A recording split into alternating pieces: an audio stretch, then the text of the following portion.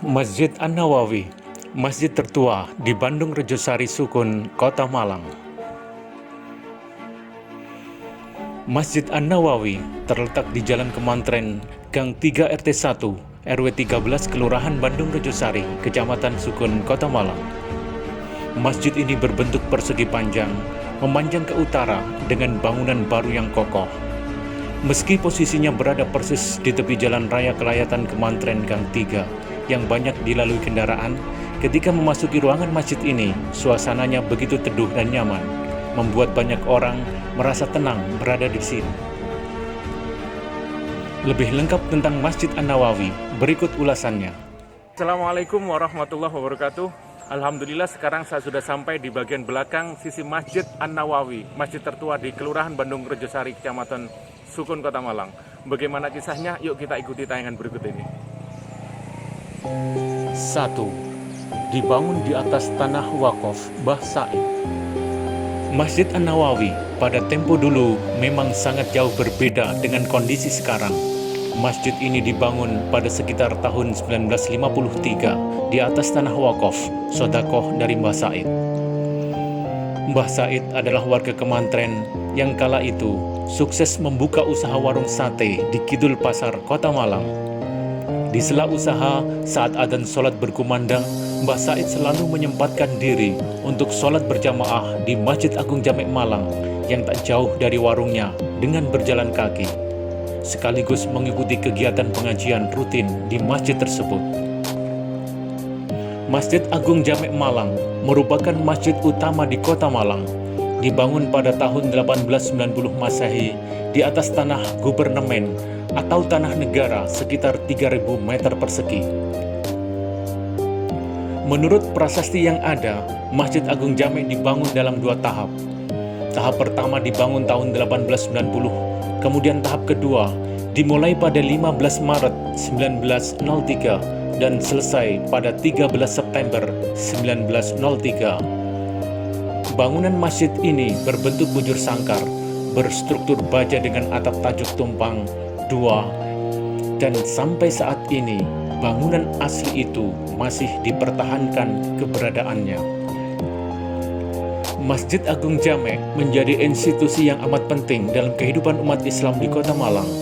Selain itu, masjid ini merupakan sarana keagamaan yang memiliki makna strategis bagi umat Islam, tidak saja dalam masalah ritual keagamaan, tapi juga berkaitan dengan persoalan-persoalan kemasyarakatan, sosial dan budaya dalam arti luas.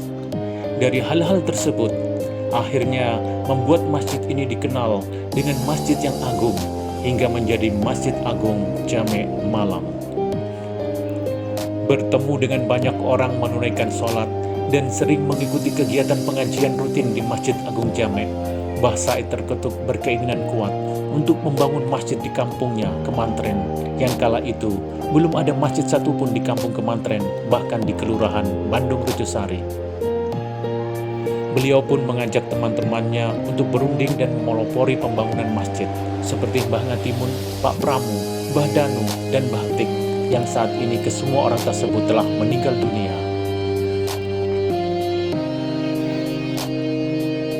2. Dibangun secara gotong royong oleh warga Kemantren.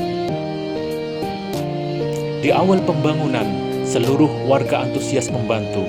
Mereka bergotong royong membangun masjid. Ada yang menyumbang kayu, bambu, batu, dan pasir yang diambilkan dari Kali Watu yang melintas di barat kampung Kemantren. Struktur bangunannya kelenengan, yaitu bagian bawah dari bata merah setinggi sekitar 1 meter dan bagian atasnya anyaman bambu, gedek, dan lantainya plesteran semen. 3. Pada awal berdiri, lebih tepat disebut langgar atau musola.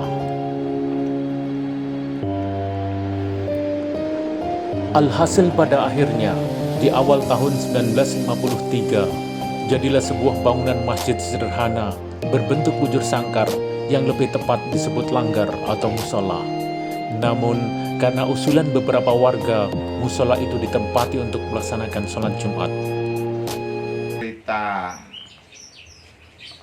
dulu orang-orang sepuh Dulu itu dijadikan masjid itu sekitar tahun 50. Tapi sebelumnya itu sudah ada sejenis musola atau surau.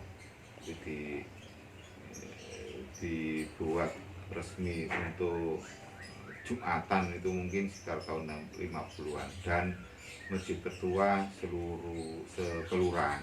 Aktivitas keagamaan warga Kemantren dan sekitarnya berpusat di musola ini. Pada hari-hari besar Islam, seperti peringatan Maulud Nabi Muhammad SAW, Isra Mi'raj, dan 1 Muharram Tahun Baru Islam, pengurus musola kerap kali mengundang kiai untuk berceramah, seperti Yai Mukti dari Tumpang, Yai Mukti Kasin, Yai Hamid Kidul Pasar, dan Yai Yasin dari Blitar.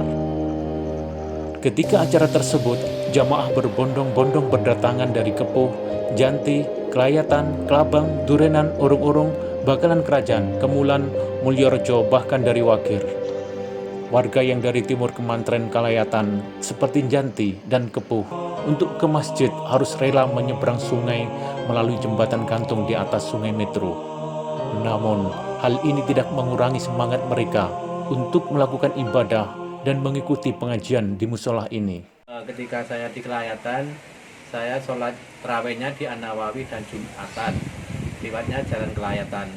Sampai kan satunya masjid yang ada di daerah Bandung Rejosari, Sukun, Kota Malang. 4. Diberi nama Masjid An-Nawawi. Sampai pada akhirnya, di akhir tahun 1953, musola itu diresmikan sebagai masjid oleh Kiai Mukti dari Tumpang, Kiai Mukti Kasin, dan Kiai Hamid Kidul Pasar.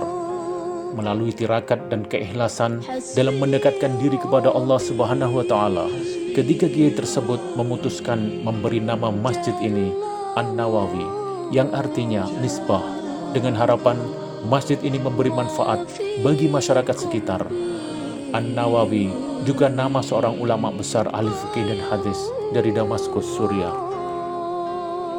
5. Masjid An-Nawawi tidak berhenti untuk terus dikembangkan.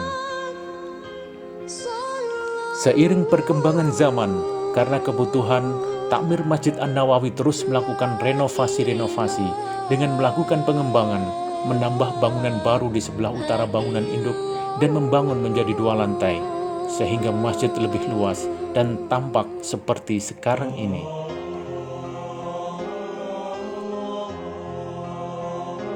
Demikianlah sepintas sejarah berdirinya Masjid An-Nawawi. Semoga amal para pendiri Masjid An-Nawawi dan yang mewakafkan tanahnya, serta amal tenaga dan pikiran takmir dan pengurus lainnya, menjadi catatan amal jariah yang membawa barokah di kehidupan selanjutnya.